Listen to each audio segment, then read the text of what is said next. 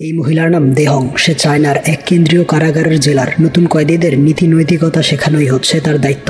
নতুন কয়েকজন কয়েদিকে সাজা ভোগ করতে জেলে পাঠানো হয়েছে। দেহং তাদেরকে সেল ভাগ করে দিচ্ছিল। প্রথমে এই মহিলাকে দাঁড় করায়। সে বাচ্চাদের পাচার করত, তাই দেহং তাকে বকাঝকা করে। এরপর সে মাও নামের কাউকে ডাকতে থাকে, তবে দেখা যায় মাও চুপ করে বসে আছে। আসলে সে কানে শুনতে পায় না। তখন ইউসাং নামের এই মহিলা উঠে দাঁড়ায়। সে বলে, আমার মেয়েও কানে শুনতে পায় না, তাই আমি সাইন ল্যাঙ্গুয়েজে কথা বলতে পারি। সে মাওকে হাতের ইশারার মাধ্যমে বোঝায়। অফিসার তাদেরকে সেল নাম্বার 9 থাকার জন্য বলছে। এরপর তারা জিনিসপত্র নিয়ে 9 নাম্বার সেলে চলে আসে। তাদের সাথে ছিল সেই শিশু পাচারকারী মহিলাও। তাছাড়া সেই সেলে আগে থেকে আরো কয়েকজন কয়েদি থাকতো। তাদের মধ্যে হুপিং নামের এই মহিলাটা হচ্ছে সেলের ক্যাপ্টেন। সে খুব রাগী ভাব নিয়ে ইউসাংদের বলে, এখানে থাকতে হলে আমার কথা মতো চলতে হবে। কিন্তু মাও তাকে ইডিয়ট বলে গালি দেয়, যদিও ইউসাং সেটা ট্রান্সলেট করে না। হুপিং তাদেরকে এই সেলটা পরিষ্কার করতে বলে। এতে সেই শিশু পাচারকারী মহিলাটা রেগে ইউসাংকে ধাক্কা দেয়। এই নিয়ে দুজনের মধ্যে মারপিট শুরু হয়। ইউসাংকে সাহায্য করার জন্য মাও ঝাঁপিয়ে পড়ে। দুজন মিলে সেই মহিলাকে অনেক মারধর করে। পরিস্থিতি সামাল দিতে চলে আসে দেহং। সে ওই মহিলাকে বকাঝকা করে অন্য সেলে পাঠিয়ে দেয়। এরপর মাও আর ইউসাংকেও শাসন করে, বলে প্রথম দিনে জেলে এসে মারপিট করা মোটেও উচিত হয়নি। এরপর সে ইউসাং এর কাছে জানতে চায় সে কেন জেল খাটছে। ইউসাং বলে, আমি বিভিন্ন অ্যাডাল্ট সাইটে আকর্ষণীয় ড্রেস পরে লাইভ ভিডিও করতাম, তার জন্য 2 বছরের শাস্তি দেওয়া হয়েছে। দেহং বলে, তোমার একটা মেয়ে সন্তান আছে, এরকম অশ্লীল কাজ করার কি দরকার ছিল? ইউসাং জানায় তার স্বামী হচ্ছে একটা বাজে লোক, সারাদিন শুধু মদ খেয়ে পড়ে থাকে। এদিকে তার মেয়ের কানের অপারেশন করতে প্রয়োজন প্রায় 20 লাখ টাকা। সেই টাকা জোগাড় করতেই অবৈধ কাজের সাথে জড়িয়ে পড়েছিল সে। প্রথম দিকে খুব খারাপ লাগতো, কিন্তু যখন পারিশ্রমিক দেয়া হতো তখন সব ভুলে যেত। এরপর দেহং তাকে বলে, মাওকে জিজ্ঞেস করো সে কেন জেলে আসলো, তার বয়স তো মাত্র 19 বছর। মাও জানায় সে একজন অনাথ মেয়ে। ছোটবেলা থেকেই এক বৃদ্ধ লোক তাকে বড় করেছে। তার মতো আরো অনেক অনাথ সেই বৃদ্ধ লোকের আন্ডারে কাজ করে। তারা প্রত্যেকেই চুরি ডাকাতির সাথে জড়িত। সবাই মাওকে নিচু চোখে দেখলেও হুয়াং নামের এই ছেলেটা তাকে আগলে রাখতো। একদিন মাও একটা ব্যস্ত সড়কে মাতাল হওয়ার অভিনয় করতে থাকে এবং কৌশলে মানুষের পকেট থেকে টাকা চুরি করে নেয়। তবে সে জানতো না দুজন পুলিশ অফিসার তার উপর নজর রাখছে। মাও তাদেরকে দেখে দ্রুত সেখান থেকে সরে যায় এবং জামা কাপড় চেঞ্জ করে ফেলে, কিন্তু এতেও লাভ হয় না। অফিসাররা তাকে আটক করে গাড়িতে বসায়। তখন মাও শেষমেশ একটা চেষ্টা করে, চুলের পিন দিয়ে হ্যান্ডকাপ খুলে দৌড় দেয়। তবে এই চেষ্টাও ব্যর্থ হয়ে যায়। তাকে দ্বিতীয়বার ধরে অনেক মারধর করে। তারপর তাকে 2 বছরের কারাদণ্ড দেয়া হয়। দুজনের করুণ জীবনের গল্প শুনে দেহং বুঝতে পারে তারা আসলে পরিস্থিতির শিকার, তাই দুজনকে সে একটু বেশি স্নেহ করত। জেলের ভেতরেই একটা ছোট্ট গার্মেন্টস আছে, সেখানে কাজ করে কিছু টাকা উপার্জন করতে পারত। মাস শেষে সেই টাকা জমা হয়ে যেত তাদের অ্যাকাউন্টে। চাইলে এই টাকা দিয়ে পছন্দের খাবারও খেতে পারবে। মাও জানায় সে ইউসাংকে তার ভাগের টাকা থেকে নুডলস খাওয়াবে। এতে ইউসাং খুব খুশি হয়। এরপর একদিন দেহং তাদের নিয়ে সানফ্লাওয়ার নামের একটা টিম গঠন করে। সামনের মাসে তাদের জেলখানায় বর্ষপূর্তি অনুষ্ঠান হবে। সেখানে নৃত্য পরিবেশন করতে ইউসাংদের বেছে নেওয়া হয়েছে। একজন নৃত্যশিল্পীকে আনা হয় তাদের নাচ শেখানোর জন্য। তখন হুপিংরা বলে মাও গান শুনতে না পাওয়ার কারণে ভালোভাবে পারফর্ম করতে পারবে না, কিন্তু তাদেরকে ভুল প্রমাণ করে ইউসাং। সে ইশারার মাধ্যমেই মাওকে নাচ শিখিয়ে দেয়। তাদের দুজনের এই পারফরমেন্সে মুগ্ধ হয়ে টিচার তাদেরকে সামনের সারিতে আসতে বলে। এরপর থেকে তারা প্রতিদিন প্র্যাকটিস করতে থাকে। একদিন ইউসাং প্র্যাকটিসের সময় মাথা ঘুরে পড়ে যায়। সে জানায় তার সুগার লো হয়ে যায়, তাই একটা ক্যান্ডি এনে দিতে বলে। রাতের বেলা মাও তার অতীতের কিছু স্মৃতি মনে করে খুব কষ্ট পাচ্ছিল। এমন সময় ইউসাং সেই ক্যান্ডিটা তাকে দেয়। আসলে সে মাথা ঘোরানোর নাটক করে তার জন্য ক্যান্ডিটা আনিয়েছে,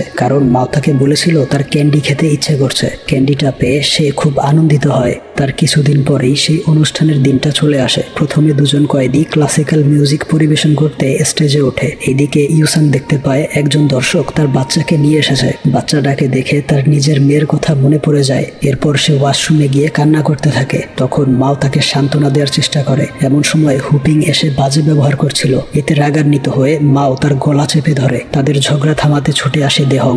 অনুষ্ঠান শেষ হলে তাদের 3 জনকে শাস্তি হিসেবে ভিন্ন ভিন্ন সেলে রাখা হয়, আর সেই সেলগুলো ছিল খুবই ছোট। এই সময়টাতে দেহং চলে যায় একটা বস্তি এলাকায়। লোকাল পুলিশের সাহায্যে খুঁজে বের করে ইউসাং এর নেশাগ্রস্ত স্বামীকে এবং তার কাছ থেকে জানতে পারে ইউসাং এর মেয়ে নাকি হারিয়ে গিয়েছে। তবে এই লোকটার কথা সন্দেহজনক ছিল, তাই তাকে অ্যারেস্ট করে জিজ্ঞাসাবাদ করলে বেরিয়ে আসে তার নিজের মেয়েকে একটা অনাথ আশ্রমের সামনে রেখে এসেছিল। এই শুনে দেহং সেই অনাথ আশ্রমে চলে আসে। দেখতে পায় ইউসাং এর মেয়ে অন্যান্য বাচ্চাদের সাথে খেলাধুলা করছে। এরপর সে জেলখানায় ফিরে এসে ইউসাং এর সাথে দেখা করে। তাকে বলে, তুমি কি বাসার খোঁজ রেখেছো? ইউসাং জানায় সে কয়েকদিন ফোন করেছিল কিন্তু কেউ কল রিসিভ করেনি। দেহং তার মাথায় হাত বুলিয়ে দিয়ে বলে, এখন থেকে আর কোনো ঝামেলা করো না। ছাড়া পাওয়ার পর তোমাকে একজন দায়িত্বশীল মা হতে হবে। এরপর মাও আর ইউসাংকে আবারও 9 নাম্বার সেলে পাঠানো হয়। সেদিন ছিল দেহংয়ের জন্মদিন। সেই উপলক্ষে আজকে সুস্বাদু খাবার রান্না করা হয়েছে। দেখা যায় বেশ মজা করেই তারা সেই খাবার উপভোগ করছে। ইউসাং বলে, অনেক দিন পর এত সুস্বাদু খাবার খেলাম। তারপর সময় পেরিয়ে 2 বছর অতিবাহিত হয়। কারাদণ্ড শেষ হওয়ায় মাও আর ইউসাংকেও ছেড়ে দেওয়া হচ্ছিল। এই 2 বছরে যা উপার্জন হয়েছে সেটা একটা খামের মধ্যে দিয়ে দেয়। দেহং তাদের পরামর্শ দেয় অবৈধ কাজে না জড়িয়ে ভালোভাবে জীবনযাপন করার। এরপর ইউসাং জানতে পারে তার স্বামী একটা অনাথ আশ্রমে তার মেয়েকে রেখে এসেছিল। এতে সে প্রচন্ড রাগান্বিত হয়ে বলে ওঠে, স্বামীকে মেরে ফেলবে। দেহং বলে, তোমার স্বামীও এখন জেল খাটছে। তাছাড়া এসব প্রতিশোধের চিন্তা বাদ দাও, ভালোভাবে কাজকর্ম করে তোমার মেয়েকে ফিরিয়ে নিয়ে এসো। এই বলে সে চলে যায়। তখন ইউসাং মাওকে বলে, আমি এখন যাব আমার মেয়ের কাছে, তুমি কোথায় যাবে? মাও জানায় তার কোথাও যাওয়ার জায়গা নেই। ফিরে গিয়ে আগের মতোই চুরির কাজে লেগে পড়বে এবং আবারও হয়তো কখনো ধরা পড়ে জেল খাটতে হবে। এখানে ইউসাং স্মৃতি হিসেবে দুজনের একটা সেলফি তুলে নেয়। এরপর হুয়াং নামের সেই ছেলেটা মাওকে নিতে চলে আসে। ইউসাংকে বিদায় জানিয়ে মাও তার সাথে চলে যায়। এইদিকে ইউসাং চলে আসে সেই অনাথ আশ্রমে, কিন্তু সে ভিতরে প্রবেশ করে না, বাহির থেকেই মেয়েকে দেখে চলে যায়। এরপর একটা কাজের সন্ধান করতে থাকে। ওইদিকে হুয়াংরা একটা হোটেলে বসে খাবার খাচ্ছিল। মাও তাকে বলে সে আর বসের কাছে ফেরত যেতে চায় না। এই শুনে হুয়াং রাগান্বিত হয়ে তার হাতে সিগারেট জ্বালিয়ে দেয়। এটা দেখার জন্য মাও কতটা অটুট তার সিদ্ধান্তে। দেখা যায় মাও একটুও সংকোচ বোধ করছে না। এই দেখে হুয়াং একটা দোকান থেকে মোবাইল কিনে নিয়ে আসে। সেটা মাওকে দিয়ে বলে, তুমি এখান থেকে অনেক দূরে কোথাও চলে যাও, আমি বসকে কিছু একটা বুঝিয়ে দিব। এই বলে সে চলে যেতে থাকে। মাও তাকে আটকানোর চেষ্টা করে, কারণ বস যদি সত্যি জেনে ফেলে তাহলে হুয়াংকে অনেক মারবে। কিন্তু হুয়াং এসব পাত্তা না দিয়ে চলে যায়। এরপর সে খুঁজতে থাকে একটা থাকার জায়গা, কিন্তু কথা বলতে না পারায় কোনো হোটেলেই জায়গা পায় না। কোনো উপায় না পেয়ে পার্কিং এর একটা গাড়ির লক কৌশলে খুলে ফেলে। এরপর সেটার ভেতরে ঢুকে কোনো রকমে রাত পার করে। সকালে ঘুম ভাঙতেই দেখে দুজন সিকিউরিটি গার্ড দাঁড়িয়ে আছে। তারা মাওকে ধরে রাখে এবং সে জেলখানায় যত টাকা উপার্জন করেছিল সেই সব টাকাগুলো এই দুজন জোর করে নিয়ে চলে যায়। মাও শুধু কান্না করে যাচ্ছিল। সে কিছু বলার মতো সাহস করতে পারে না। ওইদিকে ইউসাং একটা হোটেল ক্লিনার হিসেবে কাজ পেয়ে যায়। এর পাশাপাশি একটা ছোট্ট রুমে থাকার ব্যবস্থাও হয়। সারাদিন এই হোটেলে কাজ করে অল্প পরিমাণ টাকা পেত। এভাবেই দিন পার হচ্ছিল তার। একদিন হোটেলের এক গেস্ট কমপ্লেন করে তার দামি ঘড়িটা খুঁজে পাচ্ছে না। ইউসাং তার রুম পরিষ্কার করায় তার উপরেই সন্দেহ করছিল। ম্যানেজার ইউসাং এর জিনিসপত্র তল্লাশি করতে থাকে। সেখানে জেলখানার কাগজপত্র দেখে তারা ধরে নেয় যেহেতু আগে অপরাধী ছিল তাই সেই হয়তো ঘড়িটা চুরি করেছে। এই ভেবে তারা বেচারিকে অনেক অপমান করে আর ঘড়িটা ফেরত দেওয়ার জন্য জেরা করতে থাকে। এমন সময় সেই লোকটার বাড়ি থেকে ফোন আসে। সে আসলে ঘড়িটা বাসাতেই ফেলে এসেছে। নিজেদের ভুল বুঝতে পেরে তারা চলে যাচ্ছিল, কিন্তু ইউসাং রাগান্বিত হয়ে তাদের দিয়ে সরি বলায়। এর ফলে তার সেই চাকরিটা চলে যায়। এরপর সে আবারও কাজ খুঁজতে শুরু করে। একটা ট্রেন স্টেশনে এসে দেখতে পায় মাও সেখানে বসে ভিক্ষা করছে। তাকে দেখে খুব মায়া হচ্ছিল তার। পাশে গিয়ে বসে পড়ে, বলে, এসব কি করছো? মাও জানায় তার থাকার জায়গা নেই, জমানো টাকাগুলো চুরি হয়ে গিয়েছে। এরপর থেকে এখানেই ভিক্ষা করে বেড়াচ্ছে। ইউসাং জানায়, আমি একটা সস্তা বাসার খোঁজ পেয়েছি, দুজন ভাগাভাগি করে সেখানে থাকতে পারবো। এই কয়েকদিন ধরে সবকিছু একটু অস্থির লাগছে। নতুন নিয়ম আর বিধিনিষেধ চারদিকে ছড়িয়ে আছে, কিন্তু একটা জিনিস কখনো বদলায় না, সেটা হলো ওদের খেলাধুলার প্রতি ভালোবাসা। নিজের প্রিয় টিমকে সাপোর্ট করার মজা সবসময় আলাদা, আর এখন তারা সেটা করতে পারে আরো উত্তেজনাপূর্ণ ভাবে। তারা সম্প্রতি এমন একটা প্ল্যাটফর্ম পেয়েছে যেখানে cricket, football, tennis, sports live দেখতে পারে। আর সবচেয়ে ভালো দিক হলো তাদের টিমকে চিয়ার করার সাথে সাথে তারা সুযোগ পায় আর্ন করার। তার সবকিছু একদম নিরাপদ। তারা পিন কমেন্ট থেকে যায় অথবা গুগলে সার্চ করে, সেখানে পায় লাইভ খেলা, দারুণ প্ল্যাটফর্ম, আর নতুনরা পায় স্বাগত বোনাস। তারা এই প্রোমো কোড ব্যবহার করে আর বিস্তারিত পিন কমেন্টে দেখে। এরপর তারা চলে আসে সেই বাসা ভাড়া নিতে। দেখা যায় সেটা ছিল খুব ছোট্ট একটা ঘর, একদম নোংরা, আর ঘুমানোর খাটও নেই। তবে যেহেতু সস্তায় পাওয়া যাচ্ছে তাই ভাড়া নিয়ে নেয়। ইউসাং এর কাছে তখন টাকা ছিল না, তাই মাও নিজের পকেট থেকে অগ্রিম 1 মাসের ভাড়া দিয়ে দেয়। তারপর থেকে দুজন অক্লান্ত পরিশ্রম করে যাচ্ছিল। বিভিন্ন ছোটখাটো কাজ, যেমন ভাঙাচুরা বিক্রি করা, মাছ বাজারে কাজ করা, এসব করেই দিন পার করছিল। একদিন মাওকে নিয়ে যায় সরকারি হসপিটালে। ডক্টর জিজ্ঞেস করে মাওয়ের ঠোঁট এমন ফুলে গেল কিভাবে। ইউসাং জানায় একটা নতুন কসমেটিক্স কোম্পানির প্রোডাক্ট টেস্ট করতে দিয়েছিল। এর বিনিময়ে তারা কিছু টাকা পেয়েছে, তবে প্রোডাক্টটা ছিল নকল, তাই এই অবস্থা। সব শুনে ডক্টর তাকে ওষুধ লিখে দেয়। এরপর দেখা যায় দুজন একটা জায়গায় বসে গল্প করছে। এভাবে ছোটখাটো কাজ করে খুব বেশি ইনকাম হচ্ছিল না, তাই ইউসাং বেশ হতাশ হয়েছিল, কারণ টাকা জমিয়ে তার মেয়েকে ফিরিয়ে আনতে হবে। পরদিন দুজন পুলিশের ড্রেস পরে একটা জায়গায় চলে আসে। হুপিং নামের সেই মেয়েটার বাসা খোঁজ করছিল। অনেক খোঁজাখুঁজির পর সেই বাসাটা খুঁজে পায়। ভেতরে গিয়ে দেখে হুপিং এর দাদি প্রচন্ড অসুস্থ হয়ে আছে এবং তাদের আর্থিক অবস্থাও খুব বেশি ভালো না। অথচ হুপিং জেলখানায় মিথ্যে বলে বেড়াতো যে তার পরিবারের অনেক ধন সম্পদ আছে, তাই পুলিশ সেজে তাদের থেকে কিছু টাকা হাতিয়ে নিতে এসেছিল ইউসাংরা। কিন্তু এখানে এসে আসল পরিস্থিতি দেখে তাদের মন পাল্টে যায়। মাওয়ের খুব মায়া হচ্ছিল। সে ইউসাংকে বলে তোমাদের উচিত কিছু টাকা দিয়ে তাদের সাহায্য করা। তাই মাও নিজের পকেট থেকেই তাদের টাকা দিয়ে দেয়। ইউসাং প্রথমে সেই টাকা থেকে অর্ধেক টাকা লুকিয়ে নিজের কাছে রাখে, তবে একটু পরেই মনে হয় কাজটা ভালো হচ্ছে না, তাই ফেরত গিয়ে পুরোটাই সেই দাদির হাতে বুঝিয়ে দেয়। এরপর তারা আবারও শহরে ফিরে আসে এবং রাস্তার মাঝে লোক জড়ো করে একটা নতুন জুসের প্রোডাক্ট বিজ্ঞাপন করতে থাকে। আকর্ষণীয়ভাবে বিজ্ঞাপন উপস্থাপন করলে সেই প্রোডাক্টের বিক্রি ভালো হয়। বিজ্ঞাপন শেষ করে তারা বসের কাছে যায় টাকা নিতে। ইউসাংয়ের টাকা দিলেও সেই লোকটা জানায় মাও বিজ্ঞাপনের সময় কথা বলেনি, তাই তার টাকা দেয়া হবে না। তবে সে ইউসাংকে একটা বাজে প্রস্তাব দেয়, যদি ইউসাং রাজি হয় তাহলে মাও টাকা পাবে। মাওয়ের কথা ভেবে ইউসাং রাজি হয়। মাওকে বের করে দিয়ে লোকটার রুমে প্রবেশ করে। এই দেখে মাও এসে লোকটাকে মারধর করে। দুজন মিলে লোকটাকে মেরে পালিয়ে আসে। অনেক দৌড়ঝাঁপ করে তারা বেশ ক্লান্ত হয়ে যায়। হুট করে ইউসাং তাকে বকা শুরু করে, কারণ সে তার ভাগের টাকা তো আনতেই পারেনি, উল্টো নিজের টাকাটাও সেখানে ফেলে এসেছে। তার এমন রাগান্বিত কথা শুনে মাও অভিমান করে চলে যায়। এরপর ইউসাং কোনো রকমে বাসায় এসে ফ্রেশ হয়। বাহিরে তখন প্রচন্ড বৃষ্টি হচ্ছিল। বেচারি মাও এই বৃষ্টিতে কোথায় আছে, কি করছে, এই নিয়ে তার খুব টেনশন হয়। এরপর সে একটা ছাতা নিয়ে বেরিয়ে পড়ে তাকে খুঁজতে। দেখতে পায় মাও একটা দোকান থেকে কিছু কিনছে। ইউসাং গিয়ে তার মাথায় ছাতা ধরে। তারপর দুজন বাসায় চলে আসে। মাও আসলে চলে যায়নি, সেই ইউসাং এর জন্য ড্রিঙ্কস আর সিগারেট কিনতে গিয়েছিল। এতে ইউসাং খুব খুশি হয়। মাও তাকে বড় বোনের মতো দেখে, তাই বেশিক্ষণ অভিমান করে থাকতে পারেনি। পরদিন থেকে তারা একটা ট্রেন স্টেশনে গিয়ে ভিক্ষা করে। তখন এই মেয়েটা এসে মাওকে চিনে ফেলে। গতবার সে আরেক ট্রেন স্টেশনে মাওকে টাকা দিয়েছিল। আজকে আবারও দেখে বুঝতে পারে মাও আসলে নকল ভিক্ষুক, তাই সে মাওয়ের সাথে ঝগড়া বাঁধায়। তখন ইউসাং তাকে বাধা দিতে আসলে মারপিট শুরু হয়। এরপর থানা থেকে দেহংকে ফোন করলে সে দ্রুত চলে আসে এবং দেখতে পায় মাওদের অ্যারেস্ট করা হয়েছে। তাদের সাথে ওই মেয়েটাও ছিল, তার নাম হচ্ছে জিও। দেহং তাদেরকে ছাড়িয়ে নিয়ে আসে। ইউসাং এর কাছে জানতে চায় তারা এখানে কি করে। ইউসাং বলে ছোটখাটো কাজ করে কোনো রকমে জীবন চালাচ্ছে। এই শুনে সে কিছু টাকা দেয় তিনজনকে। সে আসলে ঠিক করেছে তাদেরকে কাজের ব্যবস্থা করে দিবে। এরপর ইউসাং জিওকে তাদের বাসায় নিয়ে আসে এবং জানতে পারে জিও কয়েক মাস জেল খেটে বের হয়েছে। তার অপরাধ সে অবৈধ জিনিসপত্র বিক্রি করত। বর্তমানে কোনো রকমে একটা কাজ জোগাড় করে জীবনযাপন করছে। অর্থাৎ তিনজনের জীবন প্রায় একই রকম। তবে ইউসাং এর একটা লক্ষ্য আছে, তার মেয়েকে অনাথ আশ্রম থেকে নিয়ে আসা। পরদিন দেহং পরিস্থিতি দেখার জন্য তাদের বাসায় আসে। কথাবার্তা বলার সময় ওই নকল পুলিশের ড্রেসটা সে দেখে ফেলে এবং খুব রেগে যায়। ইউসাং তাকে সবকিছু বুঝিয়ে বললে সে চলে আসে হুপিং এর বাসায় এবং বৃদ্ধ দাদির কাছ থেকে জানতে পারে দুজন মেয়ে অফিসার টাকা দিয়ে গিয়েছে। এই শুনে বুঝতে পারে ইউসাংরা খারাপ কিছু করেনি। এরপর সে তার স্বামীকে নিয়ে একটা তালা বানানোর ফ্যাক্টরিতে যায়। মাওদের একটা কাজের ব্যবস্থা করার জন্য ম্যানেজারের কাছে এসেছে, কিন্তু ম্যানেজার বলে তারা দুজন জেল ফেরত আসামি। এটা জানাজানি হলে কোম্পানির ইমেজ খারাপ হবে। দেহং এর স্বামী ছিল এই কোম্পানির লয়ার। সে রিকোয়েস্ট করলে ম্যানেজার রাজি হয়। এরপর দেখা যায় ইউসাং একটা শপিং মলে সেই কোম্পানির তালার বিজ্ঞাপন করছে। প্রথমে সে মাওকে সাধারণ একটা তালা খুলে দেখাতে বলে। মাও কৌশলে খুব দ্রুত সেটা খুলে দেখায়। তখন ইউসাং বলে সাধারণ তালা এভাবেই চোর খুলে ফেলতে পারবে, কিন্তু আমাদের কোম্পানির তালা চাইলেও কেউ খুলতে পারবে না। দেখা যায় সত্যি মাও সেই তালা খুলতে পারছে না। এই দেখে মানুষজন সেই তালা কিনতে উপচে পড়ে। তাদের এমন ইন্টারেস্টিং উপস্থাপনার সাথে সাথে সব তালা বিক্রি হয়ে যায়। অবশেষে তারা একটা ভালো কাজ খুঁজে পেয়েছে। এই খুশিতে দেহং ছোটখাটো একটা পার্টির আয়োজন করে তার বাসায়। এখানে ইউসাং দেহং এবং তার স্বামীকে মন থেকে ধন্যবাদ জানায়। তারা সাহায্য না করলে হয়তো বিপথে চলে যেত।